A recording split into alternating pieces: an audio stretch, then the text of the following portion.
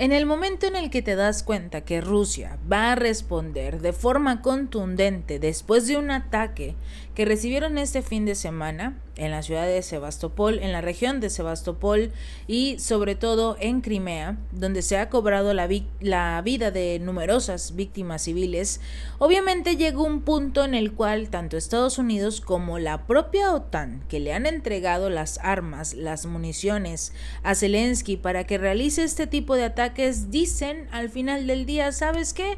Nosotros sí entregamos armas, entregamos municiones, pero eso no significa que formemos parte del conflicto.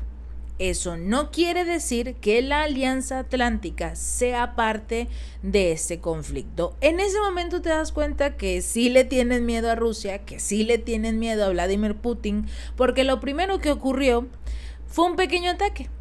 Un puesto de mando ucraniano fue arrasado por un ataque ruso de alta precisión con solo cuatro potentes bombas aéreas, y lograron destruir esta enorme base de almacenamiento de las armas que le entrega Occidente a Ucrania.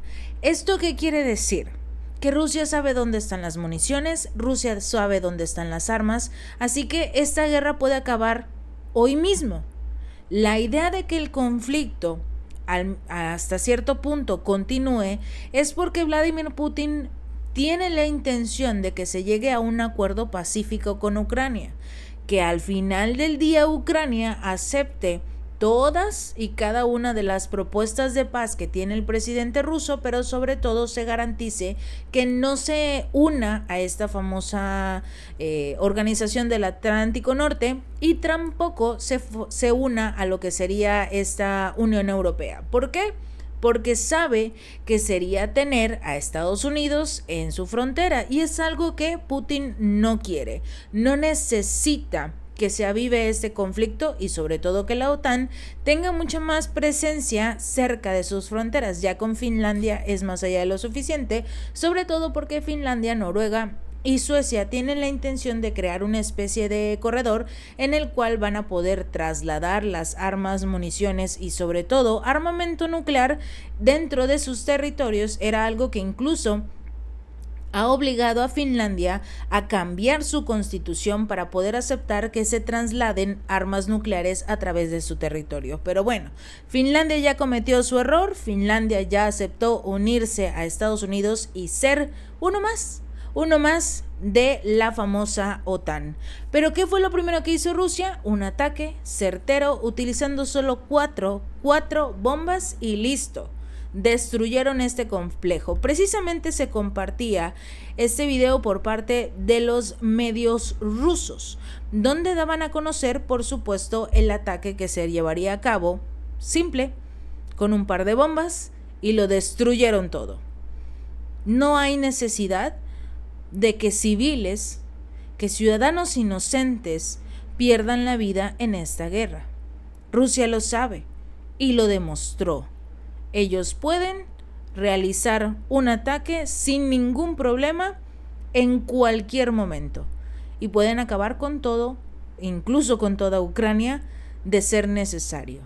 Pero Rusia nos ha demostrado que tiene más control, que tiene mucho más control que Zelensky, porque Zelensky sigue realizando ataques, sigue realizando este tipo de movimientos.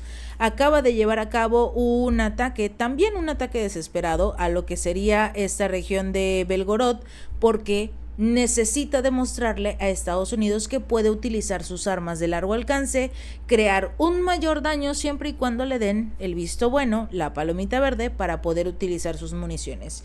Ya nos dimos cuenta que estos famosos misiles Ataque-MS con lo que serían estas polémicas bombas de racimos sí funcionan. Y funcionan muy bien, sobre todo para dañar a los civiles. Es algo por lo cual estas bombas son prohibidas en la mayor parte del mundo, menos en Rusia, en Ucrania y por supuesto en Estados Unidos. Había algo que quería comentarles y es muy lamentable. Este organismo, esta oficina del Alto Comisionado de las Naciones Unidas para los Derechos Humanos de la ONU, tuvo que esperarse 24 horas. Casi 24 horas para dar un mensaje sobre estos ataques en esta playa de Sebastopol y dicen que todavía están verificando la información.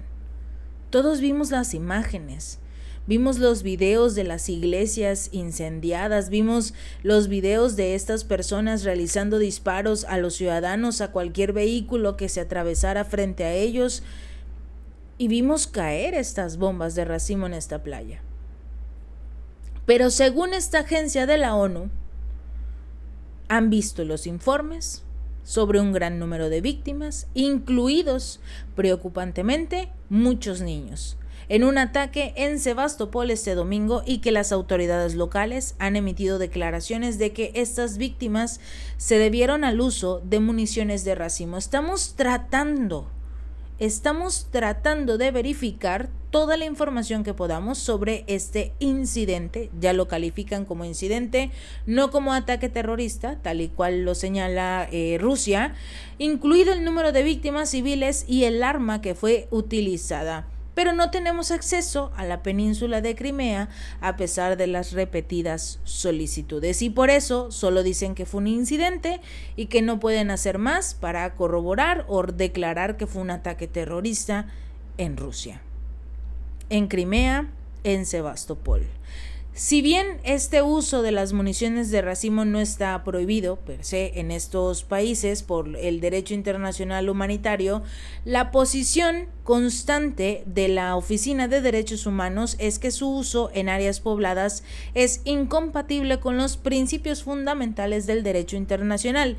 La persona que utilizó estas bombas de racimo se llama Volodymyr Zelensky, el líder ilegítimo de Ucrania, pero líder todavía de Ucrania, respaldado por Occidente, y quien proporcionó estas municiones fue obviamente Estados Unidos. Todos lo sabemos, pero según este organismo de la ONU, insta a la Federación Rusa y a Ucrania a unirse a los más de 100 estados que han ratificado la Convención sobre Municiones de Racimo, que prohíbe completamente su uso. Y aquí es donde entra la hipocresía de este tipo de organismos y la obvia defensa que se le tiene a Estados Unidos, porque hacen el llamado a Rusia y a Ucrania, pero el país que proporcionó las armas para realizar estos ataques en una playa donde habían civiles fue Ucrania, y el que las entregó fue Estados Unidos. Obviamente no van a acusar a Estados Unidos, ni siquiera lo mencionan dentro de su informe, solo señalan que fue un ataque de Ucrania a Rusia, posiblemente porque no han logrado investigar absolutamente nada. Aquí te das cuenta que estos organismos internacionales no sirven para absolutamente nada, siempre que no manchen el nombre de Estados Unidos. Pero mientras la OTAN dice que su apoyo no consiste en convertir a la OTAN en parte del conflicto, sino solo de garantizar que Ucrania puede ejercer su derecho a la autodefensa, el mismo derecho a autodefensa que tiene Israel sobre la Franja de Gaza, que ha provocado un genocidio por parte del primer ministro Benjamin Netanyahu, que también lo defiende la OTAN. Mientras ellos tienen su postura de seguir apoyando a Ucrania, hubo un país que salió huyendo. ¿Lo recuerdan? A Emmanuel Macron, el presidente de Francia, tenía la intención de enviar tropas a Ucrania. Ya estaba movilizando a varios países de la OTAN, incluso Estonia ya también se había puesto de pie a decir vamos a enviar tropas, vamos a apoyar a Ucrania como de lugar. Resulta que Francia ya no va a enviar tropas, porque no es el momento.